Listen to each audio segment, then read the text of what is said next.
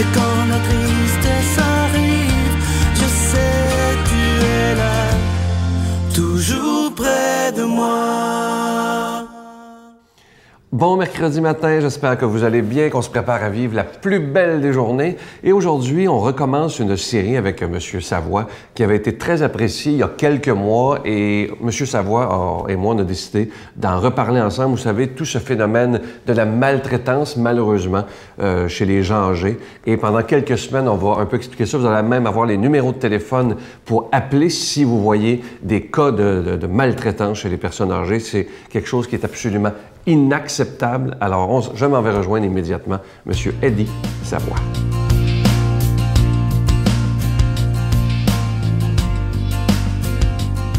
Je suis en compagnie de M. Savoie. Bonjour, M. Savoie. Bonjour, M. Sylvain. On continue notre série sur la maltraitance qui est faite malheureusement aux gens du bel âge. Et cette semaine, on va parler de la maltraitance physique. Comment la reconnaître et qu'est-ce qu'il faut faire justement pour dénoncer. Je vais donner les numéros de téléphone à la fin. Bien, voyez-vous quand même, parce que quand on arrive dans une résidence, naturellement, c'est des moyennes d'âge quand même très, très élevées. C'est sûr que le personnel qu'on a, il est formé pour voir à repérer ces choses-là. Mais il y a bien des fois que la violence, elle est faite aussi par des parents, oui, des proches. par des proches qui viennent voir. Parce que vous savez, il y a des bons enfants, il y a des bons petits-enfants, mais il y en a quand même, souvent, ils vont venir voir leurs parents, puis ils veulent avoir des sous. Oh, Seigneur, oui, puis ça, oui. souvent, c'est sur les fins de mois.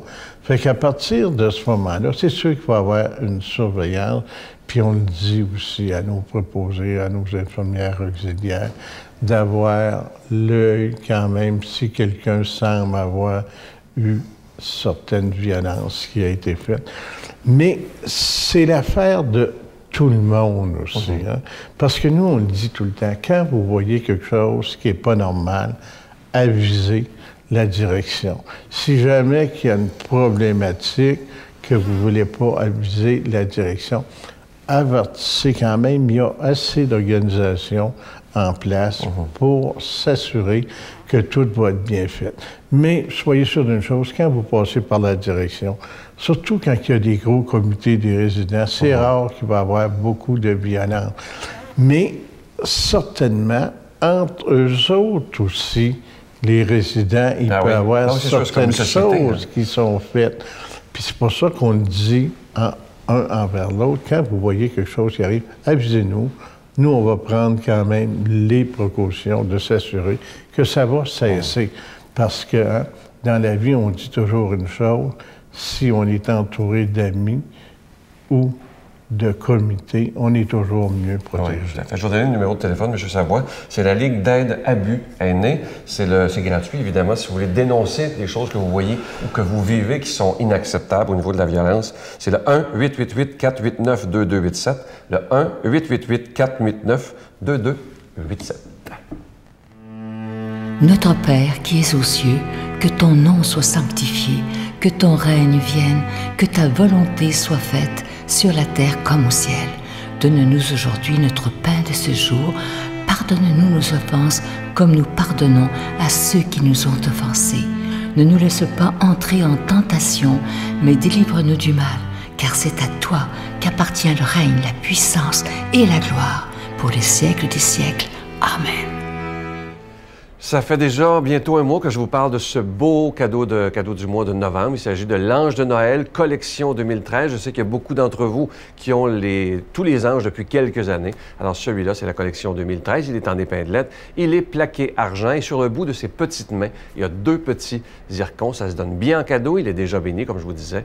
Et évidemment, je vous invite à le commander. Et évidemment, lorsque vous le commandez, vous faites un don à la Victoire de l'amour afin qu'on puisse continuer de proclamer la parole de Dieu par la télévision. Et je vous rappelle, parce qu'il y a des fois peut-être des gens je me suis peut-être mal exprimé, vous savez que chez nous, vous n'achetez rien. Lorsque vous dites, ben moi, je veux l'ange de Noël, on vous l'envoie, dans le fond, c'est gratuit avec un don parce que c'est une façon de vous remercier, de nous aider à proclamer la parole de Dieu par la télévision, par Internet, par tous les moyens modernes, comme le bon pape François le demande aussi présentement. Alors, je vous donne l'adresse. La Victoire de l'Amour, casier postal 120, succursale Boucherville à Boucherville, le J4B 5-6, je vous la redonne. La Victoire de l'Amour, casier postal 120, succursale Boucherville à Boucherville, le J4B 5-6. Également par téléphone du lundi au vendredi de 9h à 16h dans le 514-523-4433, 523-4433 ou sans frais, le 1-888-811-9291, 1-888-811-9291 et aussi sur notre site Internet, le www.lavictoiredelamour.org. Alors, merci de tout cœur de votre grande générosité et merci aussi de votre prière, c'est l'essentiel.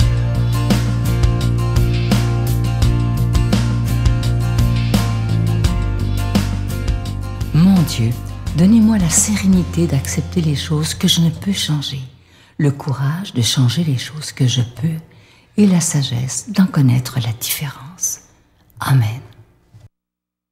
Pour la proclamation de la parole de Dieu, on va rejoindre quelqu'un. J'aime dire de lui qu'il est le prêtre de la tendresse. Vous l'avez reconnu, imaginez, il a été pendant 38 ans aumônier de prison à la prison de Bordeaux. Il a tout entendu. Mais ce qui est beau, c'est qu'il n'a jamais osé juger quelqu'un parce qu'il voyait dans la personne qui souffre le plus, il voyait aussi ce Jésus de Nazareth. Vous l'avez reconnu, le Père Jean.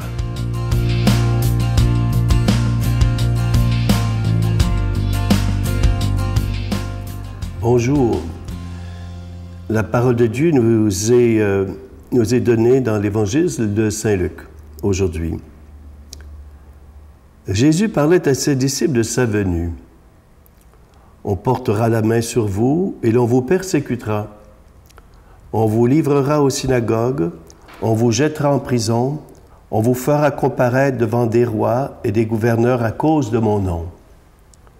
Ce sera pour vous l'occasion de rendre témoignage. Mettez-vous bien dans la tête que vous n'avez pas à vous soucier de préparer votre défense. Moi-même, je vous inspirerai un langage et une sagesse à laquelle tous vos adversaires ne pourront opposer ni résistance ni contradiction. Vous serez livrés même par vos parents, vos frères, votre famille et vos amis. Et ils feront mettre à mort certains d'entre vous. Vous serez détestés de tous à cause de mon nom. Mais pas un cheveu de votre tête ne sera perdu. C'est par votre persévérance que vous obtiendrez la vie. Acclamons la parole de Dieu. Jésus parle de son prochain retour, qui parle en fait de sa deuxième venue à la fin des temps. Et Jésus parle à ses disciples de ce qui pourrait leur arriver parce qu'ils sont disciples, parce qu'ils sont ses disciples. Mais qu'est-ce qu'être disciple de Jésus? En prison, je parlais de partner, les gars pouvaient mieux comprendre, parce qu'un partner, ça veut dire qu'on est lié à la vie, à la mort. Et donc, qu'est-ce que d'être lié à la vie, à la mort avec Jésus? C'est d'aimer et de servir. D'aimer et de servir comme lui. Aimez-vous les uns les autres comme je vous ai aimé. Et le plus grand parmi vous sera votre serviteur ou votre servant. Quand on regarde ce commandement de l'amour et aussi ce commandement du service, est-ce qu'on peut vraiment dire qu'on est des serviteurs ou des servantes et qu'on est vraiment disciples de Jésus? Jésus nous dit aussi que pour être disciple, il faut accepter de porter sa croix. Si quelqu'un veut être mon disciple, nous dit Jésus, qu'il renonce à lui-même, qu'il porte sa croix et qu'il me suive. Saint Augustin dira, porter sa croix, c'est d'accepter au quotidien les choses pénibles qui nous arrivent. Mais Saint Augustin ajoute aussi qu'on n'est pas obligé d'aimer ces choses pénibles. Et Thérèse de Lisieux disait, « À toutes les extases, je préfère la monotonie du quotidien. » Une chose qui est certaine, c'est pas dans les choses extraordinaires que nous rencontrons Dieu, mais c'est dans l'ordinaire de la vie. Et c'est là, dans l'ordinaire de la vie, qu'on porte aussi nos croix. Être disciple, nous dit Jésus, c'est d'accepter de passer par la porte étroite. Et c'est Jésus qui est cette porte étroite. C'est accepter de témoigner et d'être prophète en parole et en acte. C'est préférer le pardon, la miséricorde, au œil pour œil, dent pour dent. On n'a qu'à écouter les tribunes téléphoniques pour voir que l'œil pour œil, dent pour dent existe toujours. C'est lutter pour la justice dans un monde où le profit des actionnaires est plus important que les personnes. C'est lutter aussi pour la paix dans un monde de violence et de guerre, mais on n'a qu'à se regarder soi-même. À l'intérieur de nous, nous sommes souvent en guerre, et en guerre entre nous. C'est d'accepter aussi de lutter pour la vie alors qu'on voit trop souvent que des personnes ne sont pas respectées dans leur dignité comme personnes. Accepter de passer par la porte étroite et d'être disciple de Jésus, c'est de faire la promotion de la vérité. Dans un monde souvent de mensonges, de corruption et du paraître. Un monde de mensonges, de corruption et du paraître. On n'a qu'à lire les journaux, voir la télévision, écouter la radio pour voir qu'on est bien dans ce monde-là, mais ce n'est pas, je dirais, tout le monde qui vit dans le mensonge et le paraître. Jésus, qui a été un prophète, qui a dérangé le pouvoir civil et religieux, a été torturé, arrêté et exécuté. Dans notre temps, on n'a qu'à regarder Martin Luther King, Monseigneur Romero, qui étaient des prophètes, qui dénonçaient les injustices, qui avaient pris le parti des petits pour voir qu'ils ont été exécutés.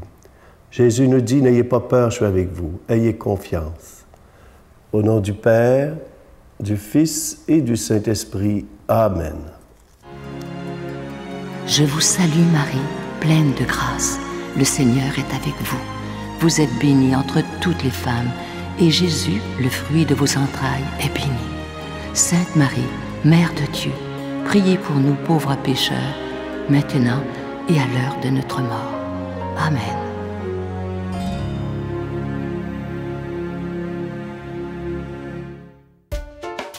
Pour une 19e année consécutive, la Victoire de l'Amour vous invite à son voyage ressourcement annuel à la Riviera Maya au Mexique, à l'hôtel Ocean Turquesa. 2 semaines de ressourcement spirituel à compter du 17 janvier 2014 avec célébration eucharistique quotidienne en compagnie de Sœur Angèle, l'abbé Donald Thompson et Sylvain Charon. Informations et réservations à Voyage Intermission au 514-288-6077 ou sans frais au 1-800-465-3255. Informations et réservations à Voyage Intermission au 514-288-6077 ou sans frais au 1-800-465-3255.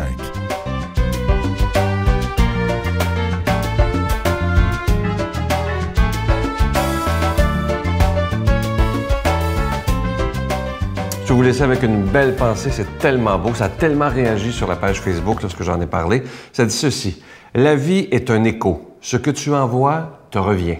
Ce que tu sèmes, tu le récoltes. Ce que tu donnes, tu le reçois.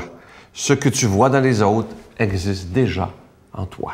Je vais vous souhaiter une belle journée. Ce matin, je vais prendre le temps de saluer d'une façon particulière des gens du Manitoba. Vous êtes nombreux à écouter la Victoire d'amour. Je vous souhaite une belle journée, en particulier à vous. J'oublie pas les autres, mais je vais vous saluer d'une façon particulière les gens du Manitoba. Merci d'être si nombreux. Bonne journée. Bye-bye. That save the wretch like me.